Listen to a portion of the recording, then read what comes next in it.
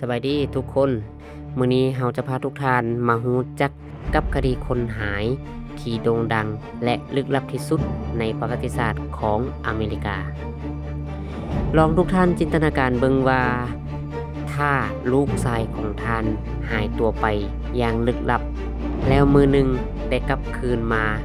แต่พบว่าลาวบ่แม่นลูกของเจ้าเลย นี่คือเรื่องราวของบ๊อบบี้ดันบาร์เรื่องนี้ได้เริ่มต้นขึ้นตั้งแต่วันที่23เดือนสิงหาปี 1912บ๊อบบี้ดันบาร์เป็นเด็กชายอายุเพียง 4 ปี ได้หายตัวไปอย่างลึกลับ ในขณะที่ครอบครัวของน้องได้พาน้องออกไปเที่ยวลิ่นที่ทะเลสาบแห่งหนึ่งในรัฐลุยเซียนา ซึ่งการหายตัวไปในครั้งนั้นเป็นข่าวที่โด่งดัง ซึ่งการค้นหาในครั้งนั้นก็ห้วยเอาสลินใหญ่เลย ก็คือมีการระเบิดหนองน้ำเพื่อให้แค่ที่อยู่ลุ่มน้ำเพราะว่าตอนนั้นเขาเจ้าสงสัยว่าอาจจะถูกแค่จับไปกินเนาะเพราะว่าในหนองน้ำหม้องนั้นหั้นมันมีแค่หลาย ก็เลยได้ระเบิดหนองน้ำเพื่อให้แค่หั้นปล่อยน้องขึ้นมา แต่ก็บ่พบเนาะเห็นแต่ตัวแค่ลอยขึ้นมาฟูองค์ลงอยู่หั่นแหละ แล้วก็มีการพาท้องแค่เพื่อซอกหาเด็กชายบ๊อบบี้แต่ก็บ่พบเนาะซึ่งมันก็เป็นเรื่องที่หนักใจสำหรับผู้เป็นพ่อและแม่ แล้วก็เป็นเรื่องแปลกสำหรับเจ้าหน้าที่เนาะเพราะว่าเป็นเพียงเด็กน้อย แล้วหายตัวไปแบบลึกลับบ่มีร่องรอยอิหยังเลย ก็เลยว่าวุ่นวายอย่างหนักในตอนนั้น8เดือนต่อมาก็มีคนได้ไปพบกับเด็กน้อยชายคนหนึ่งที่มีหน้าตาลักษณะท่าทางคล้ายกับเด็กชายบ๊อบบี้แต่อยู่ในรัฐมิสซิสซิปปีพร้อมกับช่างซ่อมแปลงซึ่งเรามีชื่อว่าวิลเลียมวอร์เดอร์แต่เรายืนยันว่าเด็กชายคนนี้บ่แม่นบ๊อบบี้เพราะเราเป็นลูกของผู้หญิงคนหนึ่งชื่อจูเลียเพราะว่า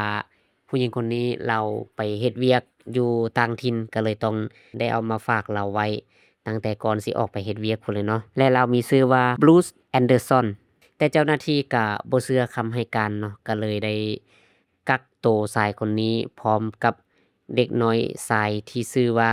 บรูซแอนเดอร์สันนี่ไว้ก่อนเนาะเพื่อให้พ่อและแม่ของบ๊อบบี้มาเบิ่งเนาะ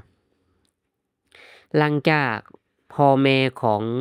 บ๊อบบี้ได้มาเห็นเด็กชายคนนี้ก็ดีใจอย่างแรงเนาะเพราะมั่นใจว่านี่คือลูกของตัวเองแต่แปลกใจอยู่ที่ว่าเด็กน้อยชายคนนี้บ่จื่อพ่อและแม่ของตัวเองเนาะหลังจากนั้นพ่อแม่ก็เอาเด็กน้อยคนนี้ไปเลี้ยงดูแล้วก็อาบน้ำให้ก็ได้สังเกตเห็นว่าทั้งรอยแป้วรอยขี้แมงวันต่างๆมันอยู่จุดเดียวกันกับลูกชายของตัวเองก็เลยเข้าใจว่าคนนี้เป็นลูกชายของตัวเองอย่างแน่นอนแต่เรื่องราวยังบ่ทันจบเมื่อแม่ที่แท้จริงของบรูซแอนเดอร์สันนี้ได้รับข่าวว่าลูกของตัวเองไปอยู่กับผู้อื่นก็เลยมีการร้องฟ้องขึ้นลงขึ้นศาลกันอย่างดีแต่ก็แพ้คดีความเนาะเนื่องจากว่าศาลเล็งเห็นว่าจูเลียคำให้การเป็นแบบอึกๆอักๆเนาะก็ย้อนสาเหตุหยังก็บ่ฮู้เนาะอาจจะก็คือสิบ่มีเงินในการต่อสู้กับคดีความก็เลยยอมแพ้ไปจั่งซั้นแหละเนาะแล้วก็ส่วนวิลเลียมก็ถูกจับในข้อหาลักพาตัวเนาะสุดท้ายก็ได้ปล่อยออกมาต่อมาหลังจากผู้เป็นแม่ของบ๊อบบี้ชนะคดีความก็ได้เลี้ยงดูบ๊อบบี้จนใหญ่จนเติบโตแล้วก็บ๊อบบี้ก็ได้สร้างครอบครัวมีลูกมีหลานสุดท้ายเลาก็เสียชีวิตลงในปี1966พร้อมกับความเข้าใจว่าตนเองเป็นลูกของครอบครัวดันบาร์ต่อมาในปี 2004 ผู้เป็นหลานของบ๊อบบี้ได้ตัดสินใจหาความจริงและได้กวด DNA ของพ่อตนเองเทียบกับญาติพี่น้องในครอบครัวของดันบาร์ผลกวดออกมาเป็นที่น่าตกใจพวกเขานั้นบ่มีสายเลือดเดียวกันเลยเด็กน้อยที่ครอบครัวดันบาร์เลี้ยงดูมาตลอดนั้นความจริงแล้วคือบรูซแอนเดอร์สันหรือลูกชายของจูเลียแท้ๆ